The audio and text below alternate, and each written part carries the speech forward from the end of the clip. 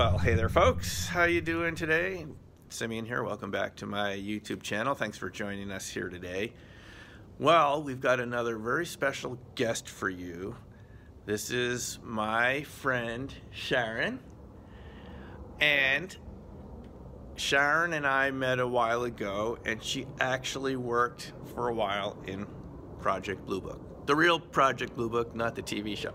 So she wanted to tell us a little bit about what it was like to work there, and we really appreciate her being here. Sharyn, when did you and I actually meet? You and I met at a UFO conference in, was it 2019, 20 years ago? About 20 years ago at a UFO conference? About 20 years ago. Yeah. And we hit it off right from the beginning. Our interests are common. Yeah. We love all the UFO info. And I told you I worked at the Foreign Technology Division at Wright-Patterson Air Force Base. And I was detailed to Project Blue Book for 6 months during that time. So you were working at FTD and they detailed you to Project Blue Book. Did it sort of lend you to Project Blue Book? For a special reason for 6 months. For a special reason for 6 months. And then I went back to visitor control, which is what I did before.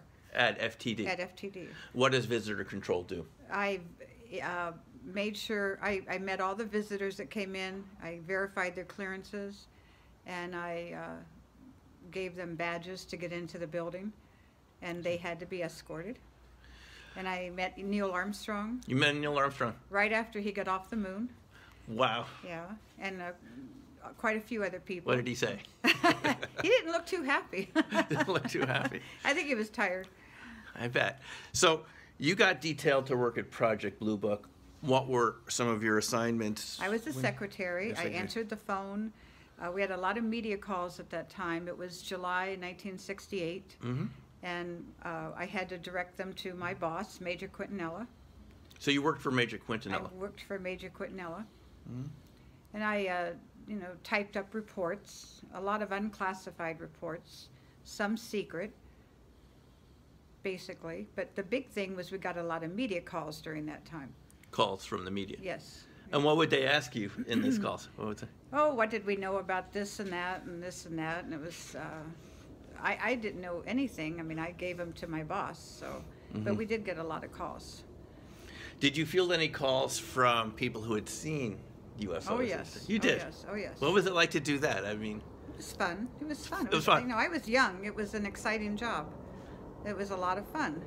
And, I had high security clearances just being there. And it was just, kind of fun. This is at Wright-Patterson? Wright-Patterson Air Force Base. Yeah.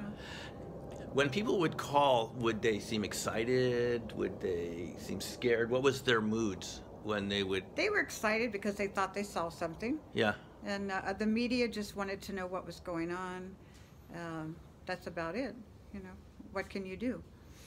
So you're fielding all these calls from the media and from people that call in. Right.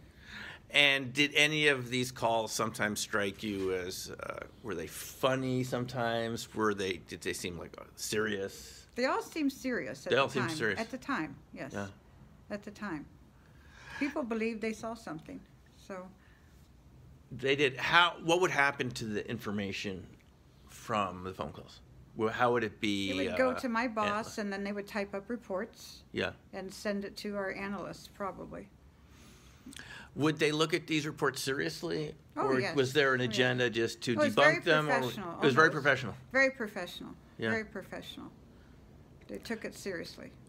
And would they look for any sort of scientific information that they could get from the sighting, something that could be verified, weather conditions at the time? I'm sure they did. They looked at all aspects. They looked at all aspects. That was their job. Yeah. And there is a TV show now out right now. Yes. Project Blue Book. So you've seen it? Oh, yes. I watch it.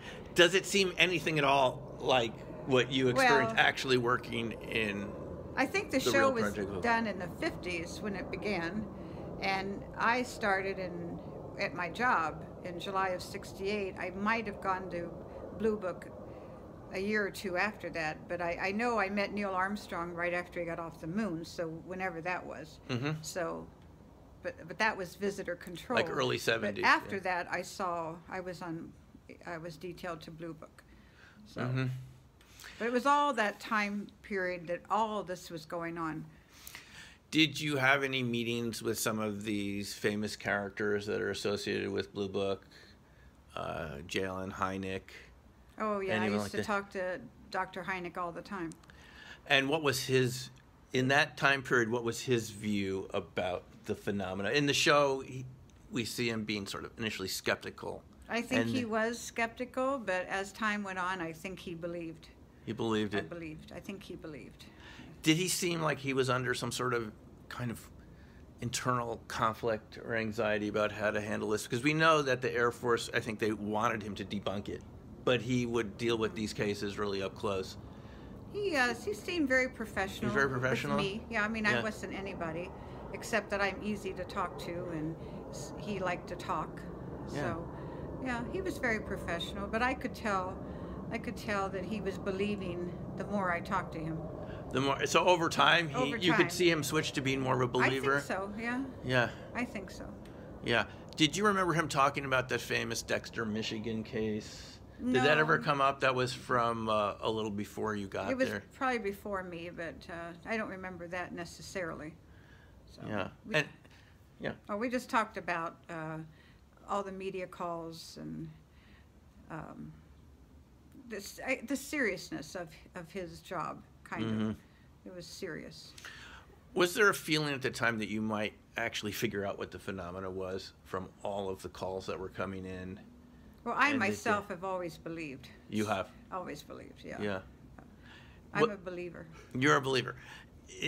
Was there a mood in the project that you might come to some conclusion from all of the data you were gathering, or was it really just to catalog it, analyze it? It was mostly cataloging it in, and I don't think in those days anybody really talked about was it real or not. That was, I believed it, but not necessarily everybody believed it. Was there anything that made you believe it that the others might have been skeptical of? Was it based on personal experience or just looking at all the calls coming in and so forth? I can't really say why I believed it. I did know some things that I really don't want to say, but sure. I do believe it was true, that they're true, and they are true. They are true. In my opinion. Okay. Well, listen, thanks for sharing the experience. Oh, it was fun talking to you, Sim. Yeah. You're welcome.